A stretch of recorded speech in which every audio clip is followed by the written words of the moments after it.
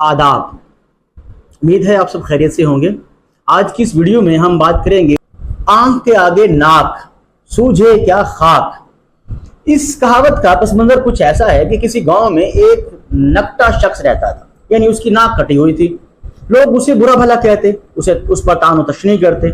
उसने अपनी इस खामी का इंतकाम यूं लिया कि उसने लोगों में मशहूर कर दिया कि उसे अल्लाह ताला का दीदार होता है। लोग बड़े हैरान हुए। लोगों ने कहा हमारी भी दो आंखें हैं, लेकिन हम तो खुदा को नहीं देख सकते। उसने कहा तुम्हें क्या खाक नजर आएगा?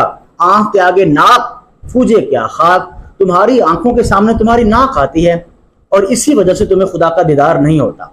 उसने लोगों को कायल किया अगर तुम अपनी नाक कटवा दोगे तो तुम्हें भी खुदा का दीदार होगा। लिहाजा लोग उसकी बातों में आना शुरू हो गए और लोगों ने आओ देखा ना ताओ अपनी नाक कटवाना शुरू कर दी। नाक कटवाने के बाद उन्हें अपनी गलती का एहसास हुआ और वो समझे कि ये तो महज उन्हें बेवकूफ बनाया गया है, खुदा का दीदार नहीं होता। लेकिन वो लोग भी अपनी इस बेवकूफ़ी को छुपाने के लिए बाकी लोगों से कहते रहे कि चूंकि उनकी नाक के आगे, उनकी आंखों के आगे उनकी नाक आती है, इसलिए वो खुदा को नहीं देख सकते। तो बहुत से लोग इस बीमारी में मुब्तला हो गए और कहा जाने लगा आंख के आगे नाक, सूझे क्या खाक।